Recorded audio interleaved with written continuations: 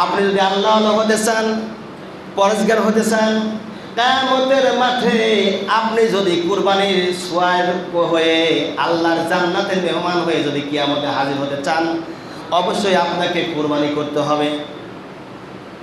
কুরবানি কিন্তু করার পরে এই গোশত আল্লাহ খায় না, আল্লাহ খায়?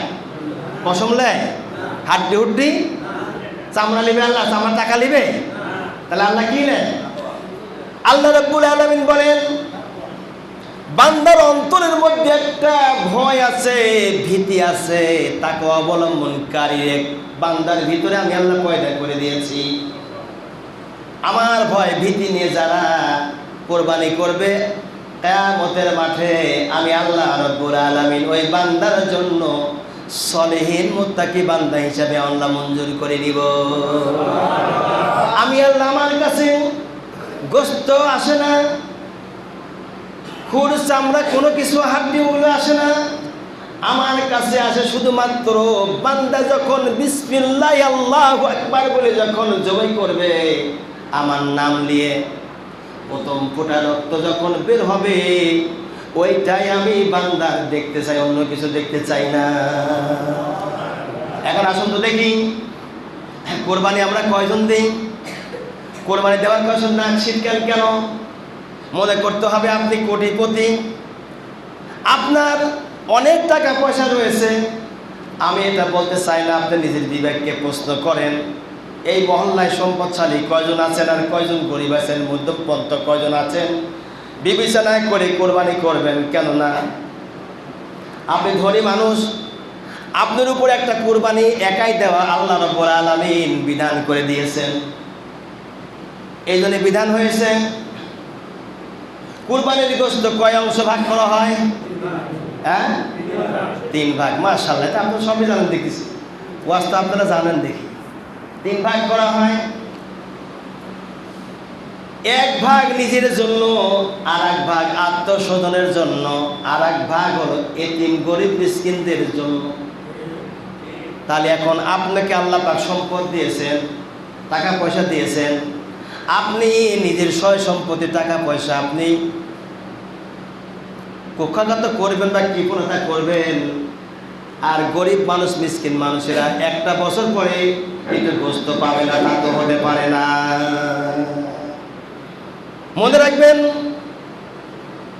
ইব্রাহিম আলাইহিস সালামকে রব্বুল আলামিন নির্দেশ দিয়েছেন, হে আমার বন্ধু, সবচেয়ে উত্তম জিনিস কুরবানি দেন।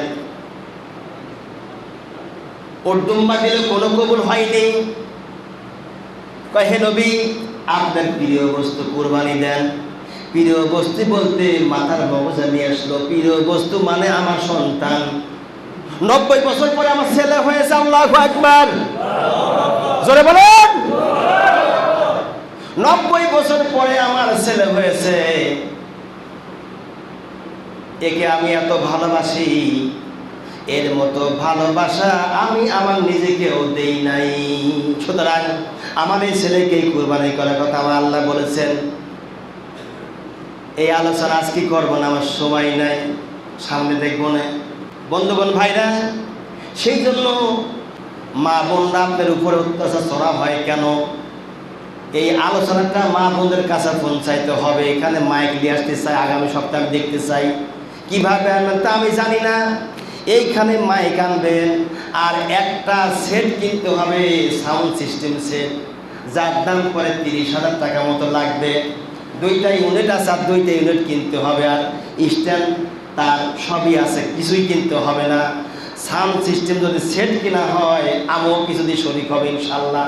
আপনারা দিবেন ইনশাল্লাহ? মাত্র 30,000 টাকা। কয় টাকা ছাতা? কুরবানির মধ্যে আপনাদের কষ্ট হবে। কুরবানি ঈদ পালন করতে গেলে আপনাদের কিছু টাকা পয়সার দরকার।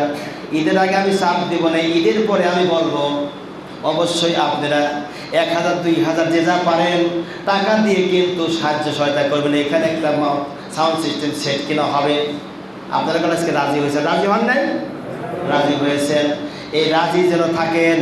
আল্লাহ রাব্বুল আলামিন আপনাদের এই দান যেন কবুল করে, বলি আমিন। আলোচনা জি, মাশাআল্লাহ। নাম কি গো? মোহাম্মদ মামুনুল ইসলাম। মাশাআল্লাহ, আমার এই পাবনায়া বাঁচতে 1000 টাকা দেন, মাশাআল্লাহ, লিল্লাহে তাকবীর, লিল্লাহে তাকবীর। আর যুবকেরা কি কথা বলবে? যুবকেরা বাবা তোমরা 5 জন মিলে 5 বন্ধে 500 টাকা দাও, ছাত্র যারা আছো দেও, অসুবিধা নেই। মাশাআল্লাহ, কত? 500। নাম কি গো? আব্দুল খালেক। হ্যাঁ, আব্দুল খালেক। কত দিবেন? 500। কত দিবেন? লিল্লাহে তাকবীর। দানবীর, দানবীর জিন্দাবাদ কইছো, মানে সমস্যা নাই। যাক, আজকে আমি দান আর চাবো না, এ পর্যন্তই থাক। বলার পরে যখন আসতো ইনশাআল্লাহ আশা করি আসবে। কি ভাব ভালো আছে? ভাব কি আছে? আমার আলোচনা শুনতে হলে একটু সবাই আগে আসবেন।